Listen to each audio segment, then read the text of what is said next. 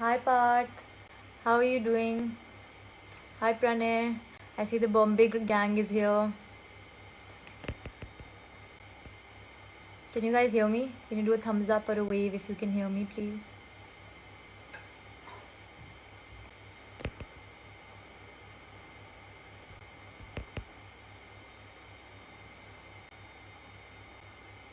Thank you, Parth. So we're just waiting for the rest of the audience to join us, and of course the guests today. It's going to be interesting conversations. You guys can stay on if you like.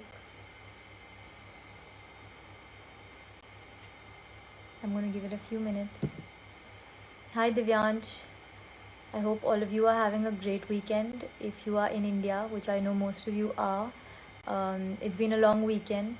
We have Artsy Crew as well with us today. I've been through your page actually. You have some wonderful stuff on it. So just gonna give it a few minutes while we have everyone join us, and then we will invite Shaurya Mehrotra, who's gonna be speaking with us today.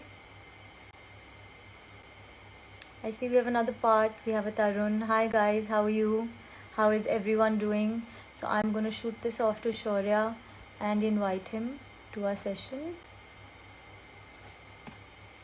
Hi Nimrita, how are you doing? Divyansh, the topic today is we're just going to be talking about the first level of what artificial intelligence is to a layman. And we're just going to discuss, have a little bit of a chat on the theoretical aspects on how it's used in a daily basis in our lives where we don't even realize. And next week, we're going to have another speaker come in to talk to us about the technical aspects of AI. So we have quite a few people here with us. Hi Shubham, how are you doing? Hi Ayan. Hello Taran.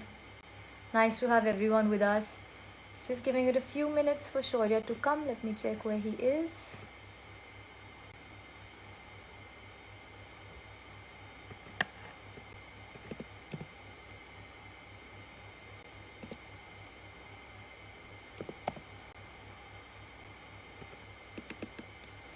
And Shaurya's here.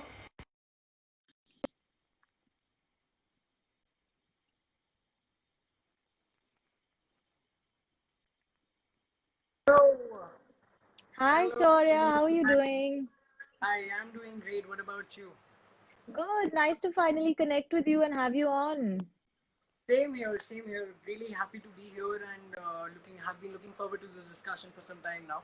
So excited to add Absolutely. value to share my thoughts in AI. Absolutely. I Tell me, how's usually your long weekend been? sorry. How has your long weekend been so far? It's been a long weekend for most of Oh, us in India.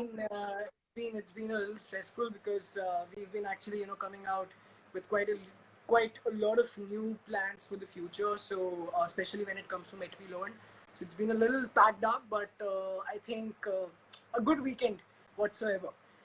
Okay, I'm great. happy. So since you did Yeah, already bring up Metvi, I'm going to ask you to give sure. us a little bit about your story and also what Metvi is, because of course you can tell us that better than I can tell.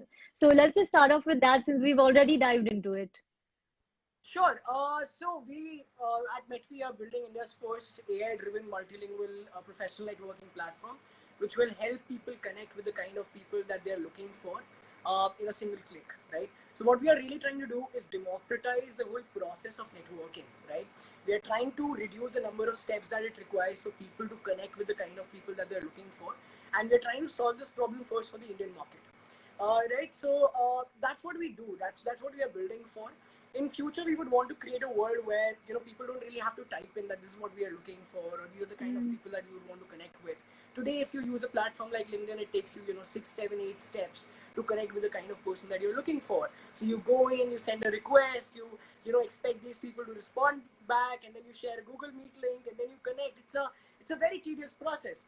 And be it an entrepreneur or somebody who's just looking to interact with the people who are working in the same profession, or somebody who's looking to interact with people who share similar subject or professional interests, it's very difficult for us today, right? It's a very tedious process, and we want to bring that time period down. We want to reduce the number of steps, and kind of make it easy for anybody to use networking as a skill set, rather than for people like probably us who know how to network.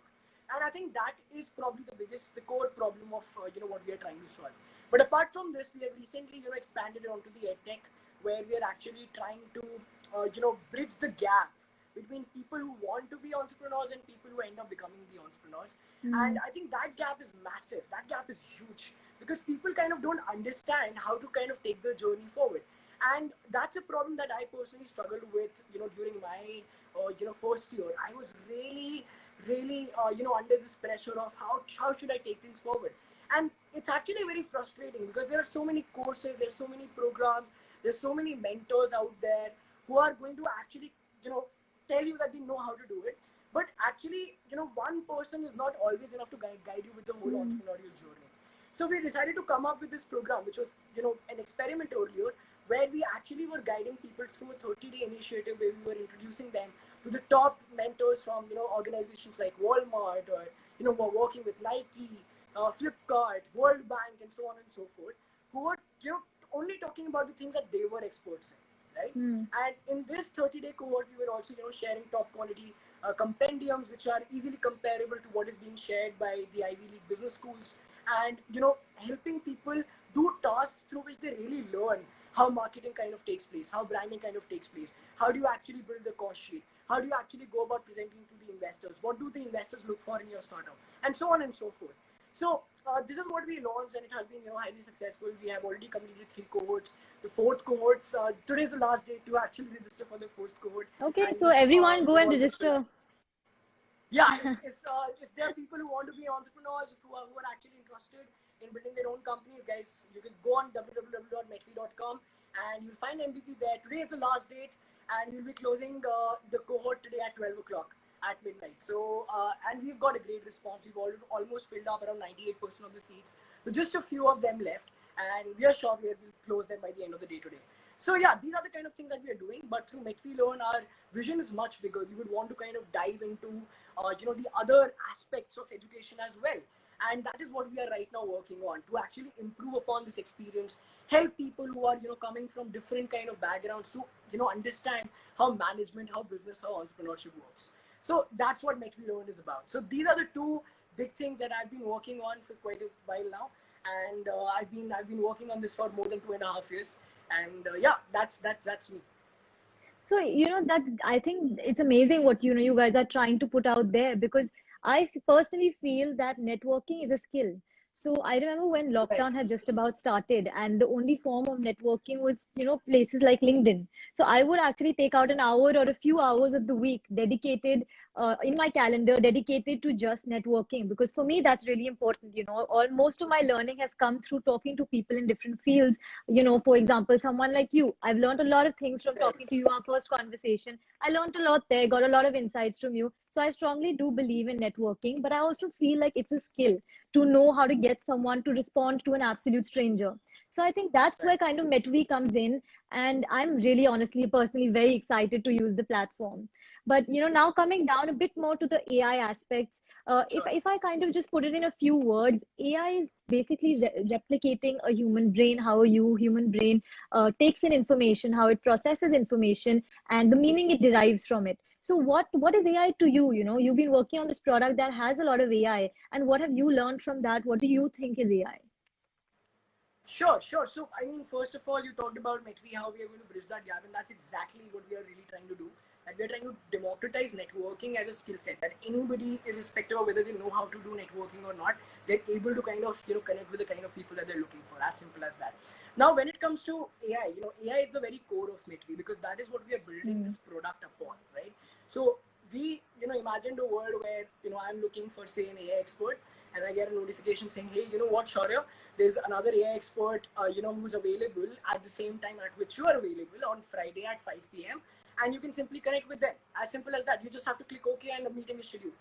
Right? So we want to build that. We want to get there. And to get there, we need to start understanding users. We need to start predicting their networking needs. Right? And that is where AI comes into play for Metri. So, earlier when we were building the product, when we launched the MVP, it did not really have any AI components to it. Hmm. It was a simple product that would help just people connect with the kind of people that they're looking for. Even at this point of time, when we'll be launching the product next month, the focus would, again, the AI would be there, but it's still at a, probably at its adolescence stage, right? It's growing, and that's what the human component of AI is all about. So I think there is a lot of misconception as to, what AI is. It is a buzzword today. I think everybody talks about using AI. As soon as they put in one ML algorithm, they're like, okay, we are using AI now.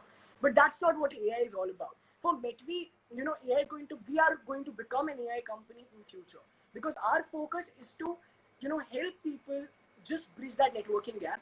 And AI is going to be specifically working to make sure that that happens, right? From predicting what are the kind of needs that people have, to helping them understand that who are psychologically the kind of people that you should interact with. So you and me might have been, able to help each other out, but there, in a parallel universe, we wouldn't have kind of got along on a psychological level, right? And that is always there. That's there in today's world as well. That be, we might be helpful to each other, or we might be suitable for each other's networking needs, but on a psychological level, it doesn't quite work out. We're not able to really help each other out, right? And there are a lot of, psychological parameters, personalities that come into play. And that is where kind of our AI kind of starts fitting in. And we start understanding how human relationships are created, right? Absolutely. So you Yeah. might be looking to, you might feel that, okay, you are an entrepreneur, so you are likely to get along with entrepreneurs easily. And that might be a scenario, right? But then, can I make an assumption saying that, okay, Tarini is likely to be, you know, she can be easily she can easily get along with somebody who's, say, an AI expert. Is that a Mm. case? Is that likely to happen on the basis of the information that I know about you? That is where what the challenge is today. That it's very easy to say that, okay, Taran is an entrepreneur, Shaur is an entrepreneur, let's connect them. And all the networking platforms are trying to focus on that. That we are coming from the same professions, we have similar business backgrounds, let's match them together. But is that it? Is that what networking is all about? Networking is about connecting with the kind of people that you cannot connect with, that Mm. you don't know exist in the same world in which you do.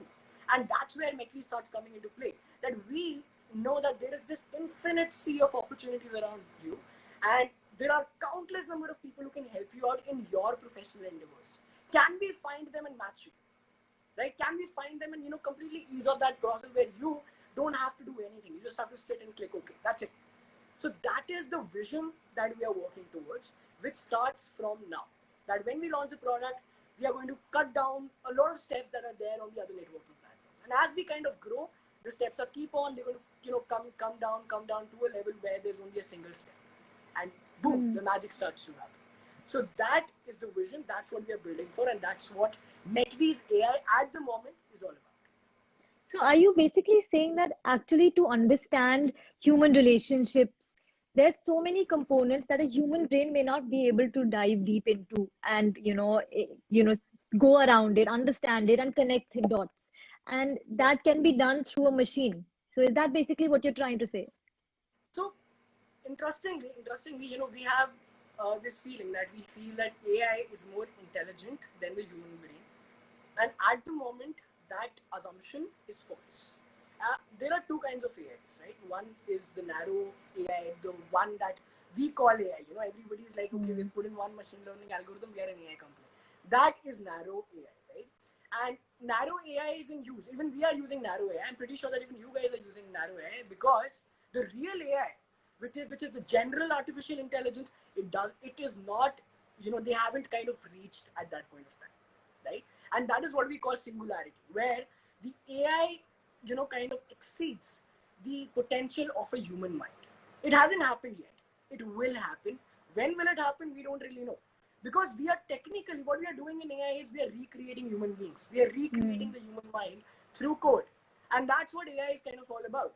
So to get there, first, it's very natural that we keep on using AI to, perfect small tasks, right? I'm only talking about networking for now. So probably when it comes to networking, AI would be able to do a much better that job than human beings. Why? Because it's only focused upon one particular task, and that's what it's going to do. Same thing when it comes to, I think your startup. I'm pretty sure that, Dalalstreet would also be using AI to help people make wise investment decisions. As simple as Correct. that. It's not going to tell you that, hey, you know what, you're going through a breakup. Why don't you start interacting with 5 more people, and that's going to make you feel better. It's not going to do that, right? So at this point of time, all the AI in the world is focused upon using the past information to make future predictions and to constantly, iterate upon it. I think you're a good person. Okay, let's check. I do a check, I find out, okay, she might not be that great a person, right? So it's a constant iterative process that helps AI evolve. In the earlier days, if we kind of go back to 1990s, we will see what we call the reactive AIs, right? Where AI knows what's going on at the moment. They know all the pathways. That okay, I can take this route, I can take that route. This is, and then it calculates. It's basically a problem-solving AI, right? That I know that this route is going to take me 5 steps, and this route is going to take me 3 steps. So I will choose this particular step. That was the first level of AI, what we call the reactive AI, which is still in use for the majority of the companies that are there. When you actually go to the next stage, we get memory oriented AI, who are actually using their past experience to predict the future, which is stage number 2. And here the most advanced AI that we have today are probably we can talk about Siri, we can talk about Alexa, we can talk about self-driving cars, because they are constantly using the data from the past to figure out what would be the most optimum route to take at this point of time. So there are two components here. What is the current scenario? What are the different kind of paths that are available? And what have we learned from the past? What have we learned from what has happened before? And we are putting both of these two components to make wiser decisions. Now, in future, the AIs are going to realize that they have their own mind. That it's not just about the problem solving or the collecting all the knowledge. It's going to be much more about that. It's going to be about, okay, can I take the other parameters into consideration? Can I figure out each and every aspect of environment around me to make better decisions? Because even if you think about it, today when we are talking about AI, Metri is talking about using human relationships. Okay, and we will say we will consider 100 parameters. But even as a human being, we look at somebody and in a blink of an eye, we are like, okay, this person might not. It's not. This person is not giving me good vibes. What Malcolm Gladwell actually talk about in his book, The Blink, right? So that's still there. We are still intelligent. We don't realize it, but we are very, very intelligent at this point of time. AI would also start, getting to that level probably in the next 20 to 30 years or 40 years or even more than that. And that is when it will start competing with human beings on a general level. That can this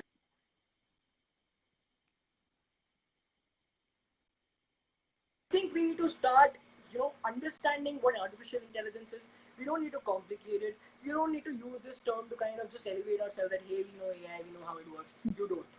Trust me, there are probably only 100 or 500 people in the world, and I won't include myself, and I won't include my own tech team at the moment, who really are making innovations in AI.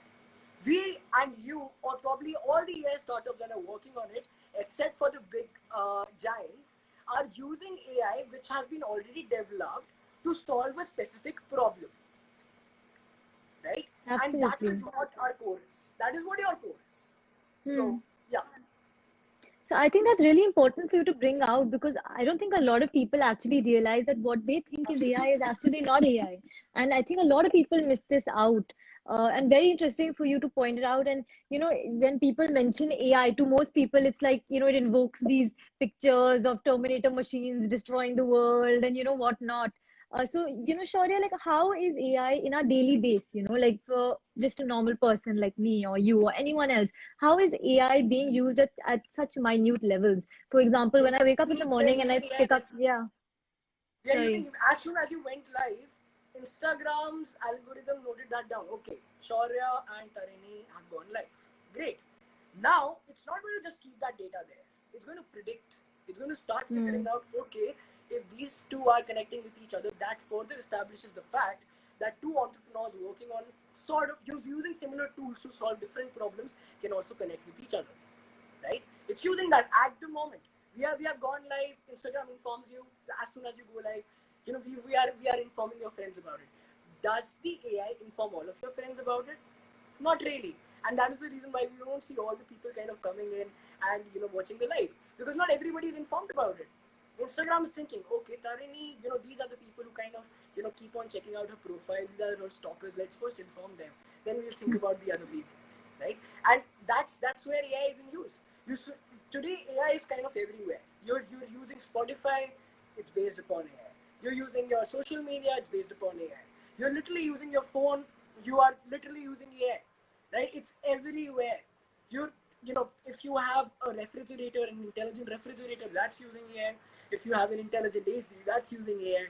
If you have got home IoT devices installed at your place, I'm pretty sure that somebody here who are watching us would be having their own smart home theater, or somebody would be having a smart fan, all sort of those equipments. They're all using AI. They're all recording data, and they're using that data to figure out what is more convenient for you. What do you like? Why do you think that earlier, when Facebook was first launched, I remember I used to use somewhere around 1 hour, 1.5 hours max on social media. Probably now those numbers have completely changed. And why do you think that has happened? Do you think that there is somebody who's looking at you and be like, okay, this is what Tarini likes, I should actually feed this into her feed? No, that's AI right there. It's sitting down and it's sharing. It's telling you to do XYZ things. There must be an AI who figured out that by actually helping people to engage or use a live feature, the engagement upon the platform is going to go up. So today you won't believe, but there are AI which are helping to improve AIs, right? That's Yeah, literally very good one point. of the use cases. So AI is everywhere today. You can't avoid AI, and you need to understand that literally anything that involves internet for sure has AI. For sure. You can't, And because as yeah, soon as you go on Google, you're gone. Yeah, I mean, you are interacting with AI, right? If you're sitting at your home and you're not doing anything, there is still an AI kind of figuring out, okay, why is Tarini not, why didn't she use Google today? Or why is she not switching on the air conditioner today? What is wrong with her? There's somebody who's thinking. There's somebody who's recording, right? And that's why, there's AI all around us. And there's no way that we can kind of be like, okay, we don't like AI. We can literally avoid this. That cannot really happen. So yeah, that's what I would share. I mean, when it comes to interacting with AI all around us at all the times. and even going down to the real basics, Shaurya, like when you pick up your phone and if you have facial recognition, that's AI. When you're Right? Yeah, that's replying, it. yeah, Gmail gives you like recommendations how to respond to a email you've got. That's AI again. If you go to any Exactly. website and there's a chat bot, again, that's AI. So it's really all around us, and people don't realize that how involved they are with AI. So it's not this big Absolutely. concept that's unknown totally. Right. And tell Right. me, Shaurya, Absolutely. what are those few companies that you think are really, really going in depth into understanding AI and using AI? I think when we think about AI, we think about we think about OpenAI, Elon Musk. We think about DeepMind, Google. We think about Watson, IBM, and these giants have massive data. They have like at this point of time, if I'm not wrong, I think the rate at which data is growing is faster than anything in the world right now. It's faster than an exponential growth.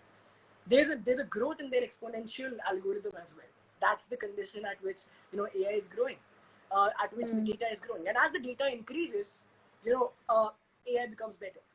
They are getting more information to kind of understand what are the exceptions, how do humans interact, what are the kind of things that they should keep into consideration while they're making recommendations, and so on and so forth. So today, you know big organizations who have a strong tech background and have a lot of data are going to be the leaders in AI. That's for sure, right? And smaller companies who try to use less amount of data to develop good technologies are likely to be acquired by the big giants, which is exactly what we have been seeing in the last 5 years. OpenAI kind of came in, Elon Musk liked it, DeepMind. We are seeing all of these acquisitions happening all the time, and this trend is going to continue because the big giants would want to maintain their monopoly here, right? But there is another set of companies which we kind of don't know, and we kind of don't think about it, and it's stupid. Chinese companies like Baidu and Alibaba are Hmm. actually, if not ahead, at least on par with at par with what Google is doing. They would be the first ones to launch the self-learning, self-driven cars. Even before Google actually commercializes it, they're going to probably do it in China. And why do you think they're able to do it? Because they're being supported by their governments. Because there are no strict privacy laws and business laws in place to kind of prevent them from doing so. So those are probably going to be the companies which are going to dominate. According to one research, if I'm not wrong, there's a 500:1 scenario where Chinese companies are more likely to become better at AI as compared to the US firms, and that stats is kind of it shook me.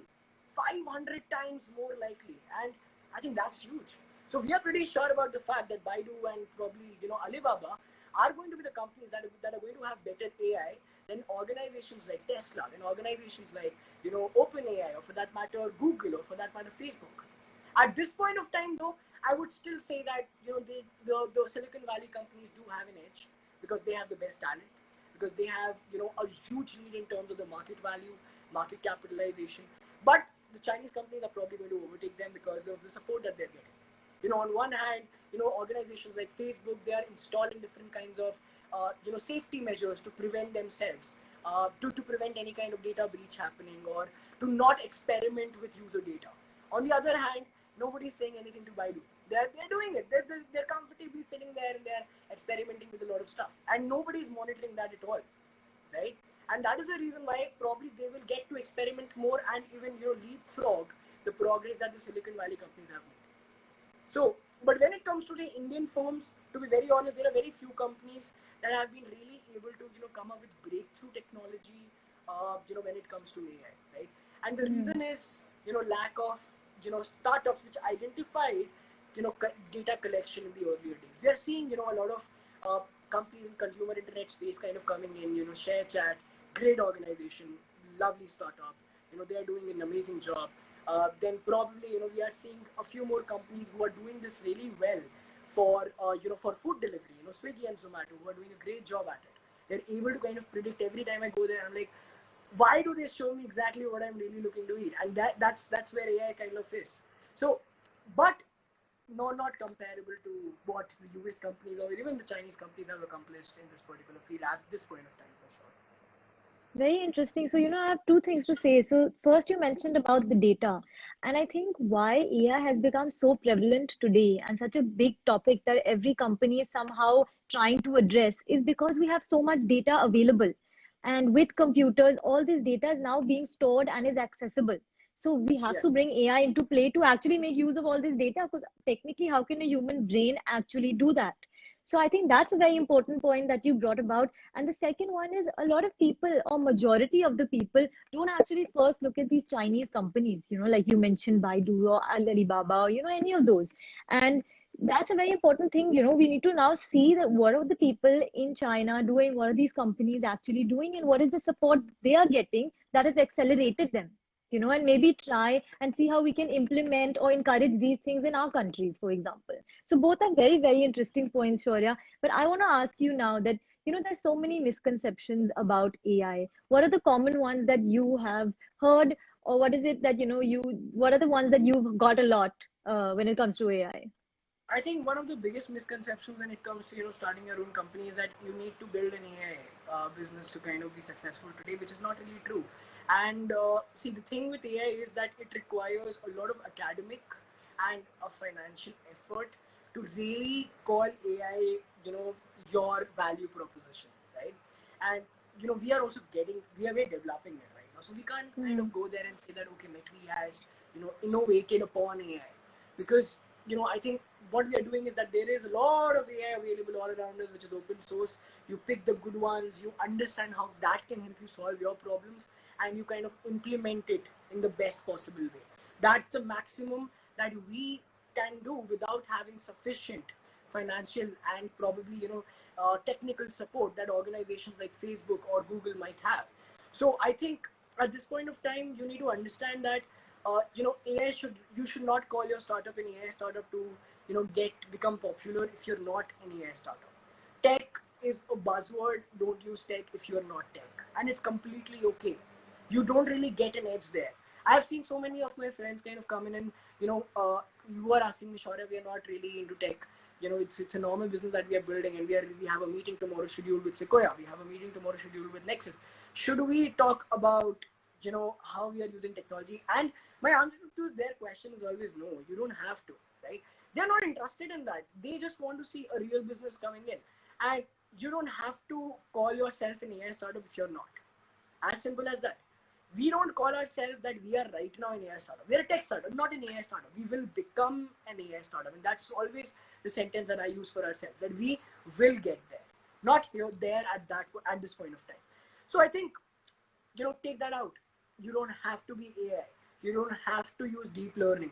You don't have to use neural networks. If it's necessary, only then you actually go about it. Only then you actually think about incorporating it. If it's not, avoid it. You don't have to do it, right? It doesn't make you sound cooler. It might make you sound cooler in front of your friends, but that's pretty much it. You're gonna make a fool of you out of yourself in the startup ecosystem, right? That's one. Number two, AI is super complex to understand. Not really. I mean, if you want to really build an AI startup, you don't really need to come from a technical background. What you need to do is understand things on a theoretical level. You understand things on, think about it. AI's biggest, objective is to become better than human beings. And, you just need to kind of think about on a philosophical level, you just need to go and think about how does your brain works? How do you make decisions, right? And try to incorporate that upon the algorithm that you're building. You don't have to build it yourself. There are so many great people who are great at doing that. You have to think about how is this process going to work? How can I actually, program something to make better decisions? And for that, you don't have to kind of learn how to code, right? So again, if you're an AI company or if you want to be an AI company, you don't necessarily need to know, everything about AI, how to code it, how to implement it. Just understand things on a theoretical level. Just understand the crux of what AI is really trying to do. And how can it actually help you solve the problem that you're trying to solve? As simple as that. Myth number three for me would be, actually there's this thing that I've kind of noticed, and there are so many people, so many engineers, so many people who feel that AI is an important skill set to learn to kind of do well in today's life. And I think that that's not really true, right? While yes, AI is going to replace a lot of jobs, AI is going to probably completely change the way we kind of behave. Think about drivers, think about accountants, think about people who are involved in factory jobs. Think about, even to a certain extent, we are seeing some change in how healthcare system works. We are seeing AIs who are able to solve healthcare problems. So literally, even like I'm talking about jobs that we consider not so where we don't kind of need to figure out too much on the managerial aspects, like drivers, or for that matter factory jobs. And we are also talking about doctors, which is a super duper complex job, right? So AI is going to disrupt everything. It's just a matter of time. But is the right way to kind of just go and learn how to machine learning algorithms work? Not really. What you really need to figure out is, what is that one or two or those five complex skill sets that you can learn, which gives you more time. You need to follow, you need to be aware that, okay, if I want to be a driver, let me not become a driver unless I'm thinking about becoming a Formula 1 driver, because probably in the next 10 years I'm going to get replaced, especially if you're living in US, right? So you need to know, you need to be aware about it. Don't just force it upon that, I need to learn this, I need to do this, otherwise my job. I think, don't think about it like that.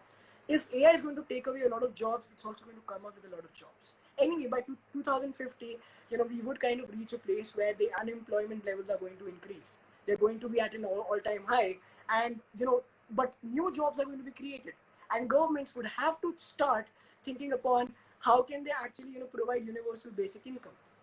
And that's going to happen. It's going to become a right in future, because AI's whole point of existence is to help human race reach a kind of a position where they don't have to do anything, right? We are doing that for networking. You are doing that for making better financial decisions. Somebody is doing that for actually running their houses, and over a period of time it's going to be done for everything. So then we are going to probably just sit down, watch Netflix while AI does everything for us. There's a bot who's serving us food. There's somebody who's helping us fix our problems, getting our office work done. So we will get there, and that's the whole objective. So don't be scared about it. Don't be scared. Don't criticize technology. It's helping the human race to move forward, to take this next step. And when that happens, AI is also going to help a lot of people who are facing problems, right? It's also going to help us in increasing the food output. It's also going to help us in providing medicines or coming up with cures at a much faster pace. Today, if we had already reached singularity, we would have already got the cure for COVID, right? So think about those things as well, and then try to figure out whether you think that it's going to help you move ahead, or human race move ahead, or move backwards, right? So that's Absolutely. what I personally feel, and these are the myths that I feel that people need to kind of really delve upon and change the way they kind of think. So Yeah, coming to your last myth, which you kind of did talk about, the fact that people think that, oh, AI is now becoming thing and all humans are doomed, and there are no jobs that are going to be available and whatnot. So I was actually watching this TED talk where there was this digital visionary, Kevin Kelly, and he was emphasizing that AI holds the power to be a catalyst to promote a second industrial revolution. And there will be a time where bots will kind of be developed to take over jobs, but at the same time it's going to bring about so many different job opportunities that were never even prevalent or present before. So while AI is coming in taking over some menial jobs, it will also bring about the opportunity for various others that didn't exist to come about. And what I kind of understood as a deeper underlying meaning was that we have to move with the times. Now, if AI is coming correct. in to make life more efficient for us, it's not a fight between humans and technology or humans and machines, but rather it's seeing how both can work together to make our lives more efficient, more productive, and more useful, where the human brain is actually used for things that the human brain should be used for, not these menial tasks and jobs. For example, it could be driving a car or doing some basic things. So I think that's a really, really important part that was really important to talk about. And there was one question. So all these questions that I've asked you today are based on the questions we gathered yesterday from the audience, when we posted your Sure. story, and we got a lot of questions based on that. So one question that I noticed that was coming many times, but in different forms and different wordings, was something along the lines of, do you feel that AI will take over our lives? That is, do you think that the world will fully become automated? And what is your thought on that? I think the answer to that is yes, it is gonna happen, and I'm not really visualizing a world where something like Skynet happens, because that's what I think we kind of feel. But yes, if somebody like Stephen Hawking is kind of saying it, I'm not going to say that it's not going to happen. So I think that AI is really going to change how we kind of think, how we kind of behave, and while it might not take over things like the way that there's going to be machines who are going to be fighting at you, but we're definitely going to be reaching a state where there are going to be a very few people who are going to control how humans behave through AI without them kind of realizing it. It's happening right now, and I mean we are seeing how social media or content specifically is kind of really impacting our life in a negative way now, right? So it's all about who holds the strings, and if we allow companies like all the big ones or the fangs or probably the Chinese firms and Alibaba to kind of not be regulated, then we are definitely going to see the wealth, the power, everything shift into the hands of a few people who are going to Hmm. really influence the way that we behave or the way that we act. Today we are seeing a lot of ads coming into us 5-6 times a day, and finally we end up making that purchase, and that's manipulation, right? So that's like somebody is literally knocking on your door and being like, hey Tarini, would you want this, would you want this pair of shoes? And this person keeps on doing that, and after a certain point of time you're like, okay, okay, cool, I'll buy it. So that has already started to happen, which is scary. And I think that was very clearly represented by the social dilemma of how we Hmm. are kind of getting very directly manipulated by AI. So I think it's very important to start thinking about doing things for human good, having that ethical code of conduct, very strict ethical code of conduct being present in all the organizations. And that is something that we have always done at Metro, because we also realize that we are actually getting into AI. But do we really want people to be spending their 24 hours on Metvi just doing networking? No. Our motive instead is to just help people connect with the kind of people that they are looking for in the shortest time period possible. So we wouldn't want our users to be spending 5 hours a day just doing networking until and unless it's a real professional need. If it Hmm. is, then go ahead, do it. But if it's not, then it should take you just 10 minutes using a platform like us to connect with the kind of person that you're looking for, and that's it. You do your work. And I think that should be, how tech companies should start should actually, build their engagement systems instead of kind of using human manipulation to make people buy stuff to fuel their revenue. And I think those regulations need to be very clearly introduced by all the governments of the world sooner than later, because if it's too late, then AI is, we know that AI is kind of improving itself at probably 5-6 times in a single day. So you know who you are up against. It's not another human being. It's somebody who's growing much faster, who will probably overtake you at some point of time in future, and it's growing every day even as we talk. So do you want those things to happen? If not, think about regulations. Think about kind of using that power in the right direction. See, nuclear, we talk about nuclear energy. It can be used for destroying the world, and it can also be used for fueling the world, right? And we are seeing both the scenarios kind of happen. When it was developed, it was focused upon destruction, and now it's being used for energy creation. So there was a point of time when it was predicted that we are going to have another third world war and the world is going to just burn. But humans were intelligent enough to realize that that's not really the key, and they kind of came up with multiple regulations to ensure that nuclear energy is being used just for fueling, right? And as much as possible. We still know that there are a lot of countries who are kind of using it for other means as well. But we need to do the same thing for AI, because it's a very strong tool. It can impact lives probably in the same way that nuclear bombs could have. The only difference is that we are not going to get probably physically hurt by it, or we might not see the direct impact, but it's there. It's there in all of our lives at this point of time. So I think it's important to make sure that the power is not being monopolized when it comes to AI. That the intention of the companies who are building this is not just to fuel their revenues using AI, but to help the mankind grow. And I think if that mentality kind of comes in, you don't need to fear AI. Then there would be a world where you literally would be just existing. You will be in bliss all the time, and there would be a lot of bots and robots and AIs who are going to make your life heaven, right? That is going to happen. But if you don't do that, they're going to make your life hell. So the choice remains with us, and we need to kind of, if you are an AI startup, it doesn't matter if anybody who is watching this, are kind of planning to build an AI startup, think about the humanity. Think about people instead of just thinking about how much profits you're going to earn in the next few days or in the next few years. Because if we don't take that approach, I'm pretty sure that the big giants are not going to, and if they also don't, then we are screwed. So let's have the right heart. Let's have our heart at the right place to when we are actually delving into something like this, which is so powerful. Absolutely. And there was this quote that Tim Cook had said at one point, and it was something to do with along the lines of that what all of us have to do is to make sure that we are using AI that is for the benefit of humanity and not to the detriment of humanity. And that Absolutely. that resonates exactly with what you kind of just said.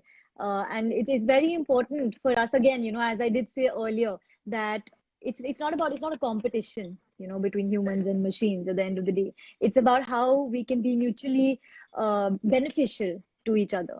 And Absolutely. I don't want to take up too much of your time. Our audience has been extremely patient. It's been 45 minutes now, so I'm going to kind of close it off here, with the AI part. And I just had one question that's very off topic, and this was again a question we received from someone in our audience last evening, and it was for you in particular because you're an entrepreneur and it was very focused towards you. So I'm just going to go ahead and look for it once. Yeah. So does startup school or an entrepreneurial course actually help in launching a product, and to what extent? So honestly, when I was getting started, like I mentioned, I was going through a lot of problems. I was not able to. I did a lot of courses. I read a lot of books, and in the end, a lot of effort led to a little impact. I would not say Hmm. that it did not help me at all, but the impact was less, much lesser than what I had expected and what people usually expect out of it. The reason is, again, the kind of things that I mentioned, that you are, again, it's a recorded course. There's somebody who are talking about fixed stuff, and then you are done, and there are a few MCQs that you answer after the end of it, and that's what's happening on Coursera or Udemy or even edX. And these platforms have done a great job in terms of revolutionizing education. But I still feel that this is not how entrepreneurship can be taught, because it's a practical skill, right? And because it's a practical skill which is based upon multiple and thousands of circumstances. I mean, I feel that entrepreneurship is like that you are literally driving a car and there's a big truck which is actually moving ahead of you, and they're throwing stuff at your car every day. Sometimes it might be a TV flung at you, sometimes it can be a nuclear bomb. You don't know what's going to come. So you need to be prepared for it, right? And that's how the journey looks for me. I mean, I every day I get a call from my tech team. Oh, Shaurya, this has happened. Fuck. What should I do? And then I'm getting a call from a marketing team. Shaurya, this has happened. And this is literally what I do. This is I solve those problems. So for a job like this, theoretical fixed material cannot really help you out. So I kind of realized that this was a huge problem for me in my early days. So when the pandemic started, a lot of people who are a part of our community at Metvi, they reached out to us and they were like, Shaurya, we're not able to get jobs, we're not able to get internships, and now when we really want to do a startup, we are not able to because we don't know how to get started. And in spite of them having done courses from all the top organizations. So I myself have done courses from grade B schools abroad. I've been a part of Y Combinator startup school. But in spite of all of those things, I realized that a lot of those things kind of did not help me out in the way that I thought it would. And that is the reason why we came up with MVP at the first place. And initially we were not even charging for it. So our focus was that, okay, I teach you something first, then I also make you do it, and then I also introduce you with an expert who understands and who is doing this particular job to tell you what are the kind of problems that you can face. So here I'm covering all the three sides: academic side, practical side, experience side. And that helps you really understand how things are working. And you're also getting to network with this person. So what if we, break down entrepreneurship into those very important small functions, research, analytics, marketing, branding, finance, fundraising, so on and so forth, operations, HR. And we kind of help people, at least understand the core things about it in a very short period of time so that they can get started with their journeys. And that is why, I am not going to say that the other courses are bad, but for me, on a personal level, they did not, I had to do a lot of them to get the kind of experience that I probably wanted in less amount of time, because all of us are kind of so busy today. We cannot do 500 courses to figure out how entrepreneurship works, right? A lot of the courses that we do, they're very repetitive. They are going to talk about the same things. So I personally wanted to develop a course for myself. So I go back in time and I tell, my younger version that, hey, Shaurya, you know what? This is a 30-day program that if you do, you're going to learn everything that is there about entrepreneurship, and you would be able to start, not only like, you don't have to complete the course to start your business, you start your business on the very first day that you get started with this exercise, with this particular program. So on the last day, you would be in a position where you are not only able to, have your startup present, it's also functional, it's working. And that's why, MVP kind of came into, play. And we realized that, okay, now we are incurring costs. So we had to kind of, keep some kind of, we had to monetize it to a level where we could sustain ourselves. Otherwise, it was a free program that we ran. We ran 2 or 3 cohorts, if I'm not wrong. So after running those 3 cohorts, we realized that, okay, now we are getting 1,500 people to apply for it. We cannot entertain so many people. We have to kind of make sure that we are able to kind of cover our costs at least, right? And in fact, to be very honest, it has been, I mean, the kind of the feedback that we have got was something that we were not even expecting. So, figure out what are the kind of courses that you want to do. If you only want to say, learn one particular thing, try to, at least if you don't want to do, program like what we are offering, try to cover all the 3 elements of it: learn, practice, talk, and network. So I would say that talking and networking is probably the same thing. So learn, practice, network. You have to cover all of these 3 things to really understand how a particular thing works, right? Because most of us, we would only do the academic part of it. Or some of us would dive straight away into entrepreneurship, only do the practical part of it, right? Which is something that I did. But if you're able to do all of these 3 things, you would be in a very grounded position, because you would be able to know that, okay, this is a problem that I can face in future. Or, okay, this is how brand positioning statements are made. Or this is how I actually market myself. And if you've already done it, you are going to be much more confident when you actually take over things on your own. So that is the right approach, irrespective of whether you do MVP or if you do some other such program, if it is available, I'm not aware of. At least follow all of these three things to make sure that you really grasp how entrepreneurship works. Don't just read books. Don't just network. Don't just dive into it. Do all of these things and do it in the right proportions, which is, according to me, a very difficult thing to do. Because I remember that, there were some days I was like, okay, I'm just going to read books. Fuck it. I'm going to literally, turn off my life and I'm just going to read books. It's not really helpful. It doesn't really get you there. And you're going to know that when you do it. So I think that's what it is. Entrepreneurship is a complicated thing. It's a complicated skill set and it's a way of life. And to learn a way of life, the only way that you can do it is to live it, to experience it, and to learn from it every day. And that is what we are trying to do through our Metri Business Program, right? And that is what you should try and do for your own life, for everything in general, which is associated with entrepreneurship. So yeah, those are my thoughts. Definitely. And I'm totally with you on this, whether it's my personal experience or whether it's any product or concept that's new in the market, unless you actually experience on the ground, what is it that is happening? Is it being receptive enough? Like, for example, why does any company run a beta program? So we are currently at our beta testing version. And I think you guys have just concluded. Is that right? You guys have just concluded your beta testing at Metvi as well? We did that a few months back. A few months back. So we are in the process. And why is it that companies are doing beta testing? It's really to experience on the ground what is it that your consumers like and not like. What is it that's being receptive? What is it that's needed? And until you do launch some version out, some betas out, you don't get the real understanding of it. So in terms of Absolutely. entrepreneurship, in terms of personal life, in terms of any product, I think it's very important what you said is the real experience is to go out and actually do it to understand or to learn anything from it. Right. Absolutely. That makes a lot of Yes, sense. yeah, and Shaurya, I'm going to now close off now because it's been almost an hour, and I just want to say thank you so much. This was a very, very interesting conversation.